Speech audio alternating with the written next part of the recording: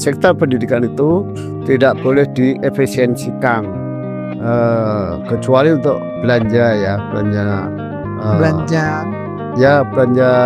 barang ya Pak ya, mungkin itu bisa dikurangi. Tetapi kalau untuk investasi sumber daya manusia, dalam hal ini menyekolahkan dosen dan sebagainya, mestinya tidak boleh dipotong. Persoalan yang terjadi di dunia pendidikan kita itu adalah tata kelolanya yang selalu berubah. Bongkar pasang itu sebetulnya juga pemborosan biaya untuk sektor pendidikan.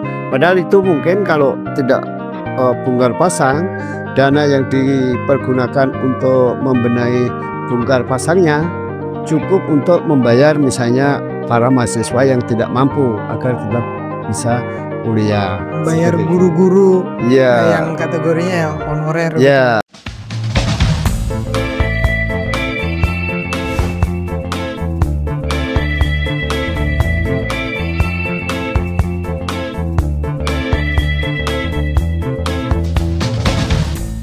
Halo teman-teman, kembali lagi di Podcastro.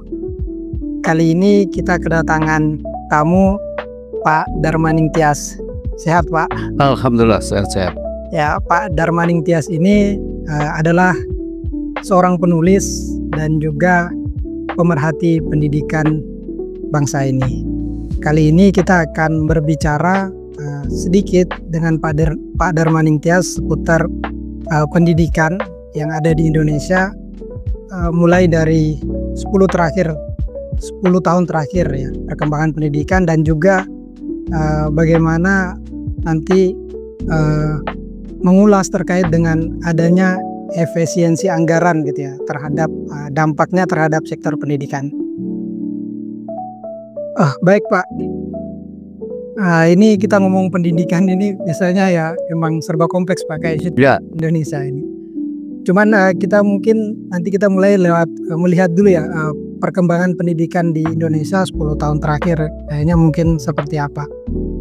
Kalau Pak Darmaning Tias sendiri melihat perkembangan pendidikan di Indonesia ini 10 tahun terakhirnya seperti apa Pak? Ya, saya kira saya memakai pedoman pada masa pemerintahan Pak Jokowi ya. Nah, Pak Jokowi itu kan memulai pemerintahannya dengan memecah Kementerian Pendidikan itu menjadi dua, yaitu Kementerian Pendidikan Dasar dan Menengah dengan nama Kementerian Pendidikan dan Kebudayaan, dan Kementerian Pendidikan Tinggi dengan nama Ristekdikti, Riset dan Pendidikan Tinggi. Itu pada periode pertama. Nah, sebetulnya saya termasuk tidak setuju pemisahan itu, tetapi ketika pemisahan itu sudah terjadi, ya saya tentu mendukungnya, dan saya berharap pemisahan itu akan berlanjut gitu ya. Kenapa? Ya sudah, kalau sudah dipisah itu jangan digabungkan lagi, karena kalau dipisah gabungan lagi itu pasti akan memakan waktu dan biaya untuk reorganisasi gitu. Dan ternyata benar, untuk memisahkan itu butuh waktu paling enggak setengah tahun kementerian masing-masing itu untuk melakukan tata kelola secara baik. Jadi waktu setengah tahun itu terbuang. Nah, saya mendukung setelah jadi pemisahan tetap dipisah, karena memang dengan adanya pemisahan itu Kementerian Ristekdikti itu fokus menangani pendidikan tinggi, sehingga tidak terbelah-belah gitu. Tetapi sayang sekali pada periode kedua Pak Jokowi, yaitu 2019, kementerian ini digabung lagi ya. Jadi Kementerian Pendidikan dan Kebudayaan digabung lagi dengan Kementerian Riset dan Pendidikan Tinggi, sehingga kemudian dinamakan Kemdikbudristekdikti gitu ya. Nah, itu juga memakan waktu yang lama untuk melakukan penataan keorganisasian, sehingga saya jujur sangat kecewa, apalagi kemudian kita dipimpin oleh seorang menteri yang tidak berpengalaman, tidak tahu pendidikan. Akibatnya apa? Selama 5 tahun terakhir 2019 sampai 2024 kemarin, pendidikan kita itu bukannya maju tetapi malah mundur gitu ya, karena kita punya menteri pendidikan tapi kita tidak pernah mendengar dia berbicara tentang pendidikan di depan publik. Kita tidak pernah dia hadir di kampus, di sekolah-sekolah untuk berdialog dengan guru, masyarakat, murid maupun dosen di kampus-kampus. Sehingga yang terjadi karena dia Menteri Pendidikan dan Kebudayaan serta Ristek Dikti, maka gambaran yang terjadi pada pendidikan kita selama 5 tahun terakhir adalah ketidakjelasan gitu ya. Jadi kalau 5 tahun pertama ketika Ristek Dikti itu menjadi kementerian tersendiri, itu agak lebih fokus karena menterinya menangani pendidikan tinggi saja dan kebijakan-kebijakannya juga lebih diarahkan untuk pendidikan tinggi. Tetapi 5 tahun berikutnya, periode kedua, itu karena kementeriannya digabung lagi, maka fokusnya nggak ada lagi. Pendidikan tinggi kemudian lebih banyak dihandle oleh Dirjen Pendidikan Tinggi yang dalam saat itu dijabat oleh Prof. Nizam. Jadi pengelolaan perguruan tinggi baik negeri maupun swasta itu lebih banyak dihandle oleh seorang dirjen. Menterinya takut masuk ke kampus. Nah sekarang kembali lagi pendidikan dasar dan menengah dipisah. Nah oleh Pak Prabowo bukan hanya pisah jadi 2, tapi malah jadi 3, yaitu pendidikan dasar dan menengah 1 menteri, pendidikan Ristek Dikti 1 menteri, dan pendidikan kebudayaan. Nah ini saya sebetulnya juga punya catatan karena menurut saya kebudayaan itu tidak bisa dipisahkan dari pendidikan gitu. Nah, karena itu saya kira ini persoalan yang terjadi di dunia pendidikan kita itu adalah tata kelolanya yang selalu berubah.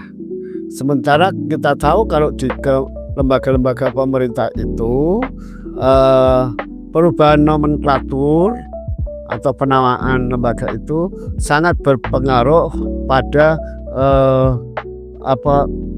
kondisi yang ada di lapangan gitu, tata kelola itu. Karena misalnya bagaimana harus mendorong perubahan di tingkat dosen, di tingkat guru, itu kan kalau tata kelolanya jelas. Kalau tata kelolanya nggak jelas, ya dia nggak tahu guru harus diapain, dosen harus diapain. Di soal ini ya, manajemen pendidikannya Pak, yang setiap pemerintah atau setiap rezim itu berubah dan itu saya kira yang menjadi persoalan di kita. Hal terakhir itu kira-kira perubahan yang Pak, yang tadi ya soal tata kelola yang terjadi terus menerus ini, karena sebenarnya ini dampak dari sebenarnya keseriusan atau memang agak belum serius ini sebenarnya pemerintah kita untuk menata dalam sektor pendidikan. Ya, pemerintah berarti belum punya belum punya master plan yang jelas tentang pendidikan nasional. Pendidikan nasional ini mau diapain itu mereka nggak tahu, sehingga gabung pisah. Nah, sementara untuk gabung pisah itu memerlukan waktu yang panjang untuk sekedar misalnya perubahan nama di kampus-kampus dari Kementerian Pendidikan dan Kebudayaan menjadi Ristek Dikti, kemudian berubah lagi balik ke Kementerian Kebudayaan Ristek Dikti, sekarang menjadi Kementerian Pendidikan Dasar dan Menengah serta Kementerian Tek, Dikti dan Saintek lah ya.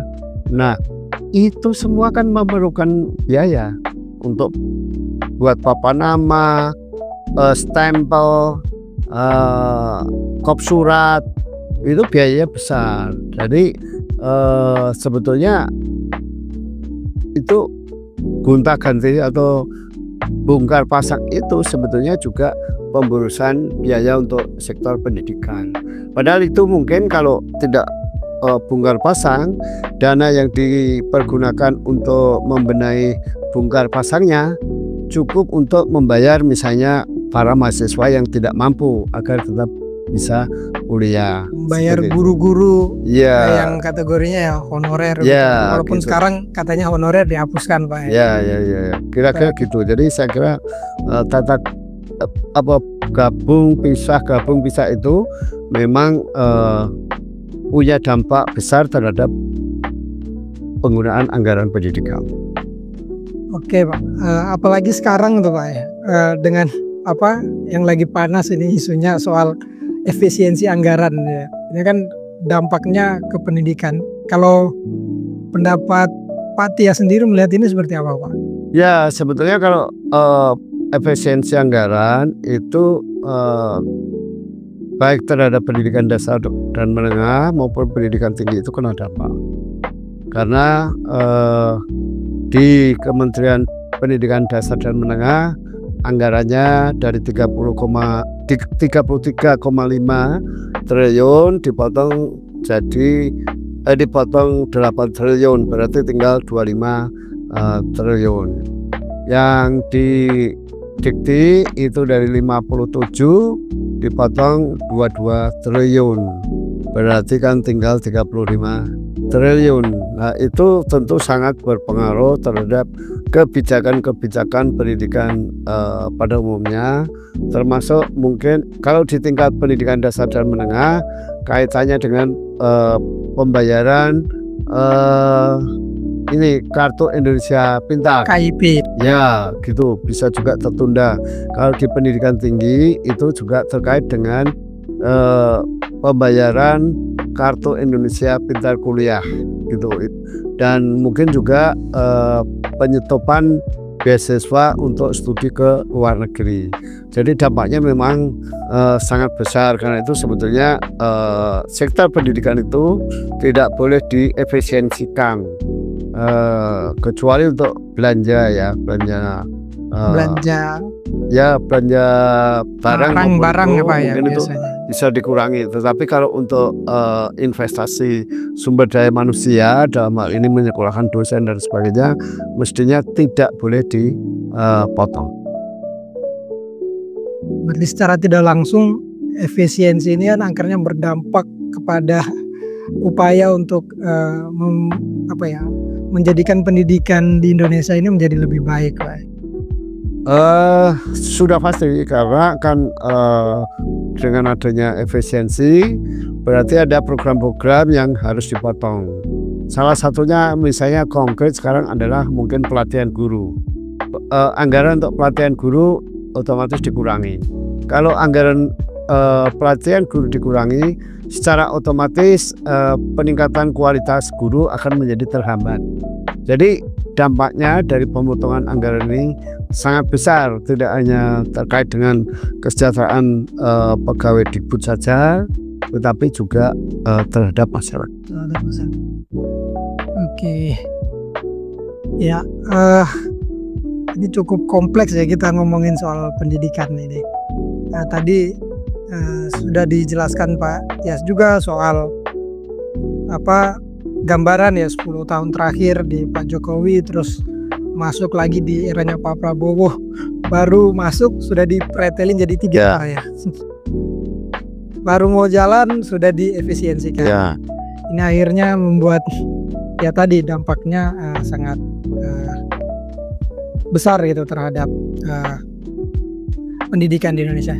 Tapi mungkin dari Pak Tias ya, mungkin ada enggak Pak ya untuk karena kita melihat kondisi tata kelola pendidikan di Indonesia ini kan masih cukup belum bagus Pak ya. Akhirnya ada enggak mungkin kayak saran gitu ya Pak, saran atau upaya yang bisa dilakukan oleh masyarakat begitu yang ada, khususnya mungkin orang tua atau mahasiswa, para murid, siswa-siswa itu untuk bisa kayak kritis gitu Pak ya, atau dalam artian belajar begitu untuk mengembangkan diri ya, karena melihat tata kelola tadi kita masih merasa cukup, wah ini agak susah ini. Ya sebetulnya daya kritis itu bisa dipupuk oleh masyarakat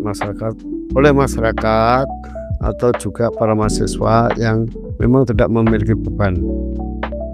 Tetapi kalau mahasiswa juga terbebani, apalagi dengan kondisi ekonomi yang sekarang, dan mereka dipacu untuk cepat kuliah, untuk cepat selesai kuliah, karena konsekuensi kalau nggak cepat kuliah itu soal beban biaya yang harus ditanggung oleh orang tua, itu juga saya kira akan berpengaruh terhadap munculnya daya kritis. Artinya semakin tinggi represinya, baik karena tekanan ekonomi maupun politik, maka tingkat kekritisan mahasiswa itu juga turun.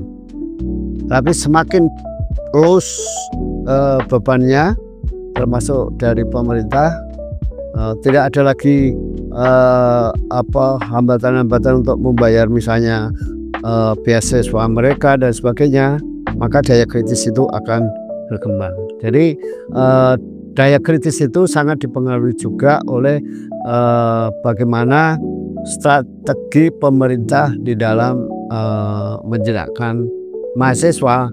Kalau mereka sangat intens menjenakkan mahasiswa, ya tentu strategi-strategi yang saya kemukakan tadi tidak terwujud. Tetapi kalau mahasiswa diberi kebebasan, ya daya kritis itu akan muncul.